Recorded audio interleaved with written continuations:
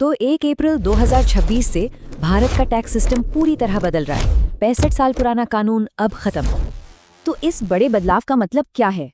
खासकर सैलरीड लोगों की इनहैंस सैलरी पर इसका क्या असर होगा? सोचिए, 1961 का कानून मतलब बहुत पुराना हो गया था। इसके नियम और भाषा समझना काफी मुश्किल था। सरकार का तो कहना है कि मकसद सिर्फ टैक्स को आसान बनाना है ताकि फाइलिंग में दिक्कत ना हो। तो ये है वो कारण जो सबको बताया जा रहा है, पर ये तो सिर्फ कहानी का एक हिस्सा है। लेकिन असली लक्ष्य वो है कंट्रोल और कंप्लायंस पर। असली मकसद है टैक्स का दायरा बढ़ाना, कंप्लायंस बेहतर करना और एक 100% डिजिटल ट्रैकेबल इकोनॉमी बनाना। तो अब टैक्स पेयर्स के सामने दो रास्ते हैं, एक पुराना और एक नया। यहाँ सबसे बड़ा फर्क टैक्स रेट का नहीं बल्कि डिडक्शंस का है। नए सिस्टम में ये लगभग खत्म है। मतलब अब सारा खेल ही डिडक्शंस का है। कितना टैक्स बचेगा ये इसी पर निर्भर करेगा।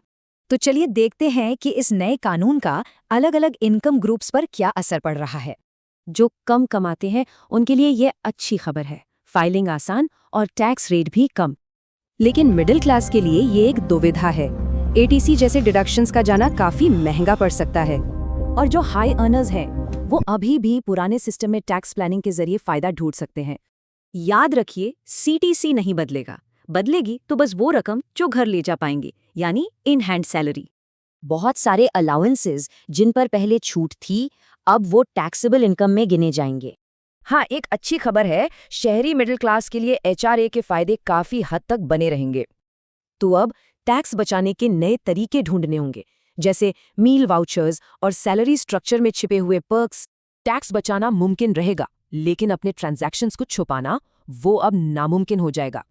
अब हर बड़े खर्चे पर पैन जरूरी होगा और 10 लाख से ऊपर के कैश लेन देन सीधे ट्रैक किए जाएंगे। तो सवाल ये है कि इस पूरी तरह से ट्रैक की जाने वाली इकोनॉमी में टैक्स बचाने की सही स्ट्रैटेजी क्या होगी?